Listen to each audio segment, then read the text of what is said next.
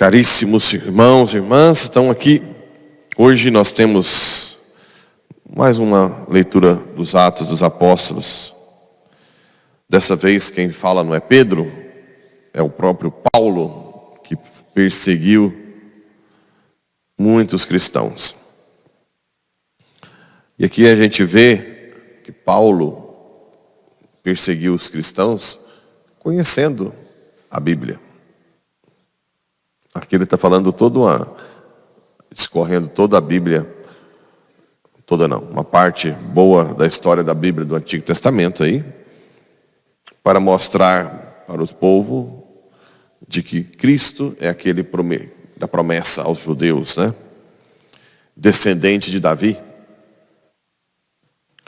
que veio dos juízes até Samuel. O povo pediu um rei, Saul. Acabou que esse rei caiu no pecado. E depois teve Davi, que é a prefiguração do reinado de Cristo. Então, Davi representa Jesus, é sacerdote, profeta e rei. Sacerdote segundo Melquisedeque, profeta dos profetas e rei. O reinado de Davi é uma prefiguração do reinado de Cristo, a preparação.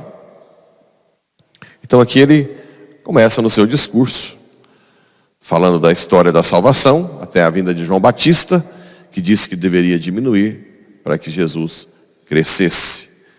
Eu não sou aquele que pensais que seja, mas vede, depois de mim, vê aquele do qual nem mereço desamarrar as sandálias. Então aqui começa a nascer um grande pregador, né?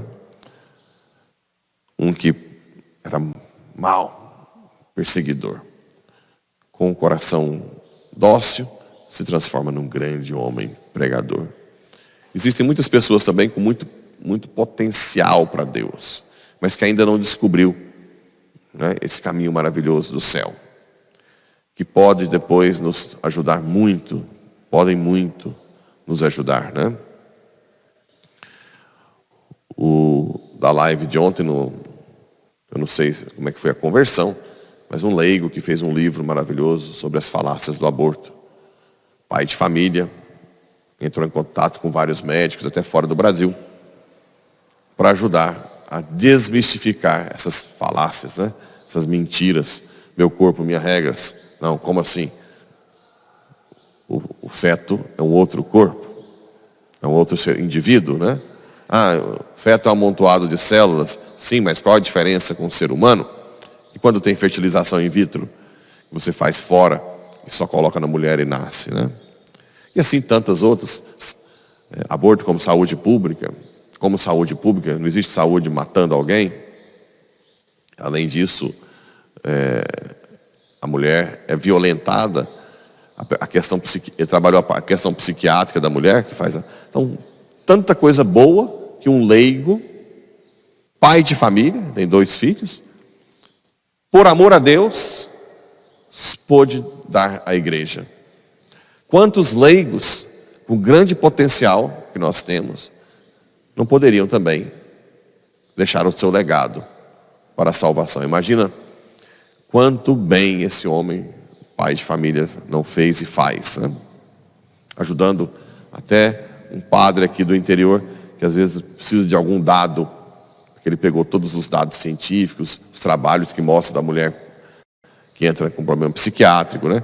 Claro que eu atendo aqui muitas mulheres que abortaram com depressão, insônia. Tem umas que ouvem vozes de criança chorando. É muito triste, né? Teve uma aqui que, segunda união, que eu não pude dar absolvição, começou a gritar. Eu nunca esqueci essa cena, né? E eu disse que Deus pode perdoá-la de outra forma.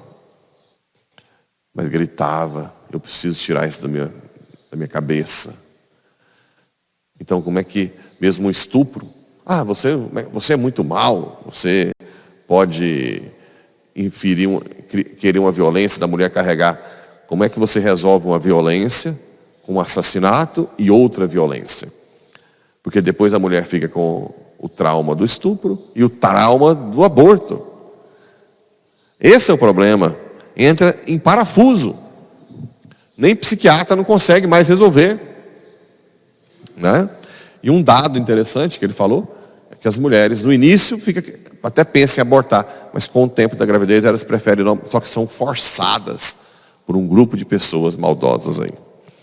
Então vale a pena depois ver. Nós vamos editar também para o YouTube essa live e ver também uma das coisas mais importantes é o que um leigo não pode fazer, né? Ou pode fazer pela igreja quando se dedica, quando reza, quando ama, quando busca a verdade e o bem e o belo, né? Os transcendentais. Um leigo, mesmo pai de família, de vez em quando eu ouço algumas respostas, né? Padre, por que o senhor não fez isso? Eu estou na correria, não tenho tempo.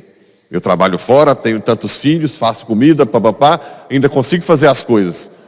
Eu tenho que ficar, é verdade, né? Tem muitos leigos, heróis, que conseguem trabalhar fora, cuidar dos filhos, rezar, estudar algo da igreja e ainda produzir alguma coisa.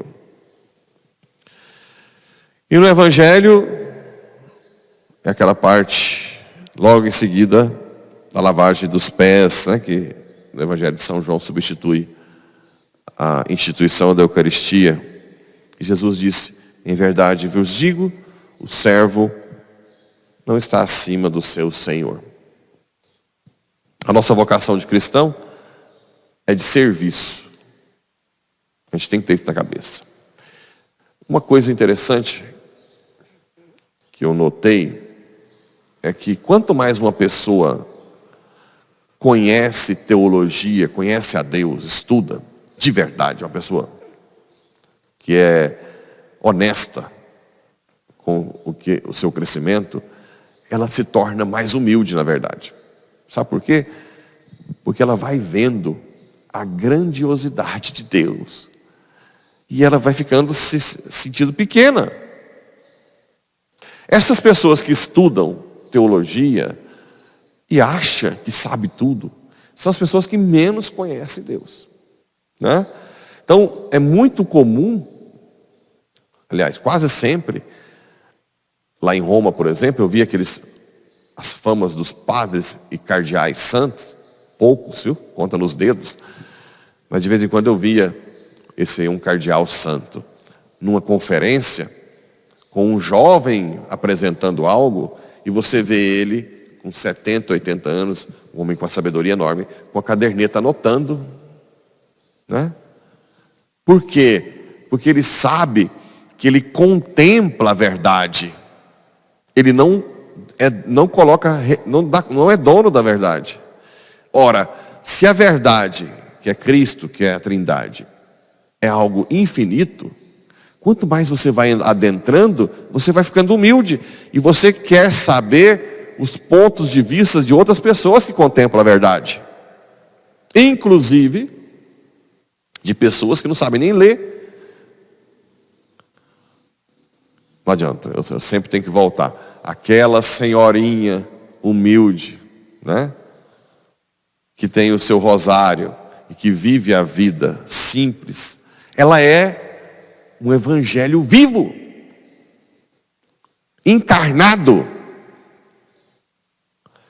Oxalá se um padre que estudou doutorado em teologia pudesse ter umas senhorinhas dessa, só para ele ver de longe o dia todo.